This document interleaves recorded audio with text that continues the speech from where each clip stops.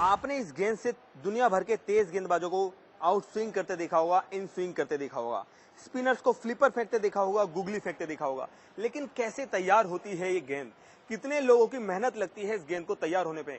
आइए आज आपको दिखाते हैं इस गेंद के तैयार होने की पूरी कहानी, कैसे बनती है ये गेंद। ये जोश, ये जुनून और इस जज्बे की शुरुआत होती है इस चमड़े की पिटाई से। यही वो चमड़ा है जो तय करता है कि एक गेंद की तासीर क्या होगी। मैदान पर बल्लेबाजों से पिटने से पहले गेंद के चमड़े की यहां पिटाई की जाती है।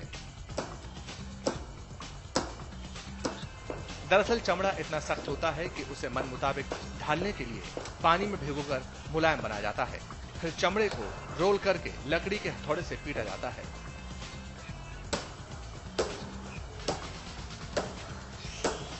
ऐसा चमड़े को कई बार किया जाता है ताकि चमड़ा और मुलायम हो सके।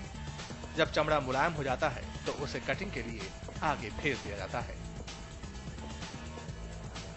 क्रिकेट बॉल बनाने के लिए सबसे इम्पोर्टेंट चीज़ होती है जो उसका लेदर होता है। तो जो सारा प्रोसेस स्टार्ट होता है वो लेदर से स्टार्ट होता है, उसकी टैनिंग और उसकी कलरिंग से, डाइंग से स्टार्ट होता है। और वहीं पे ही डिसाइड, उसी लेवल पे डिसाइड किया जाता है कि वो क्वालिटी जो है वो उतनी अच्छी है कि आप एक टॉप ग्रेड बॉल उससे बना सकते हैं कि नहीं बना सकते।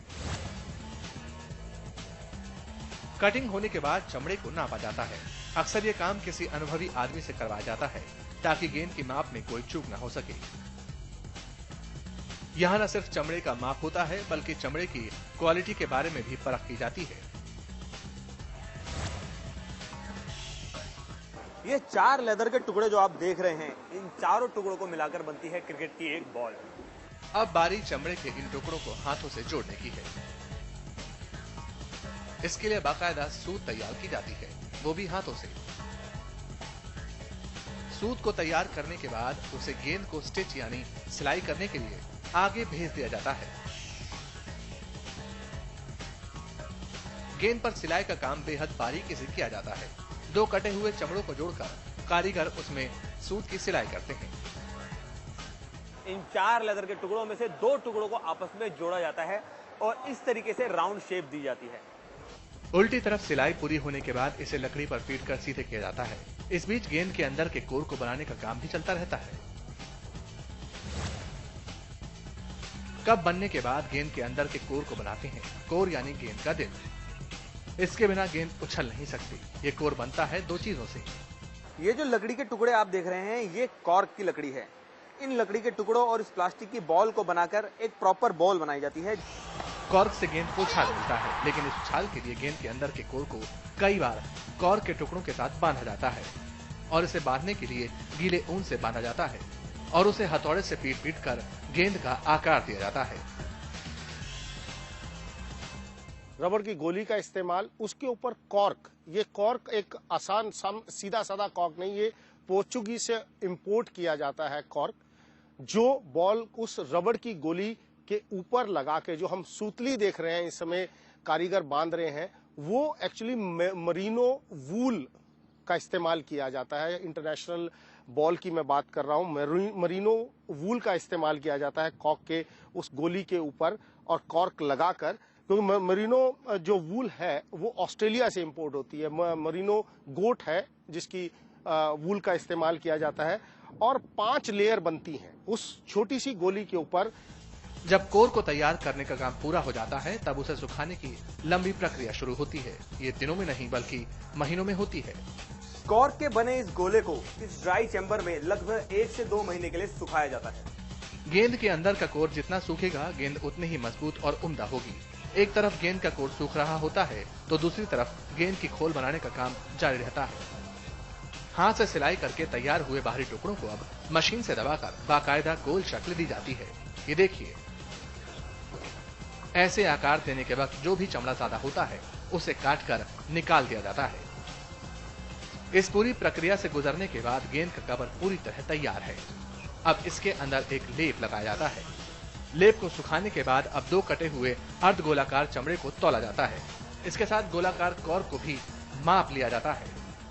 कॉर्क से बने इस गोले को 1.5 से 2 महीने सुखाने के बाद इन लेदर के 2 टुकड़ों के बीच में फंसाकर इनका वजन किया जाता है ताकि इनका वजन बिल्कुल भी ऊपर नीचे ना हो।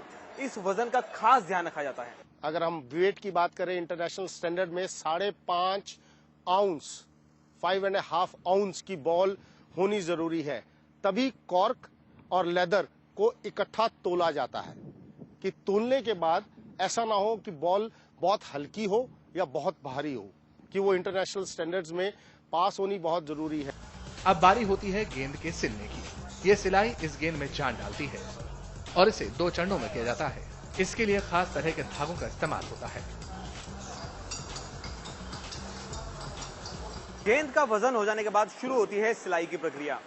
सिलाई के लिए इस खास धागे को एक खास किस्म के एडेसिव से तैयार किया जाता है, कुछ इस तरीके से। धागा बनाने के बाद शुरू होती है गेंद की सिलाई। पहले चरण की सिलाई को लेप स्टिचिंग कहते हैं। इसके लिए गेंद को स्टील के 2 सांचों के बीच दबाया जाता है और फिर इसकी सिलाई होती है। सिलाई के दौरान गेंद के चमड़े इंसानी होंठ की तरह उभर आते हैं, इसलिए इन्हें लिप स्टिचिंग कहते हैं। लिप स्टिचिंग के बाद बॉल की वैक्सिंग की जाती है। वैक्सिंग करने के बाद बॉल को हीटर से सुखाया जाता है। इस पूरी प्रक्रिया के दौरान मशीन का इस्तेमाल नहीं होता। यहाँ हाथों से ही गेंद को घुमा कर सेंका जाता है और धीरे धीरे पूरी गेंद पर मोम की परत एक बराबर फैल जाती है।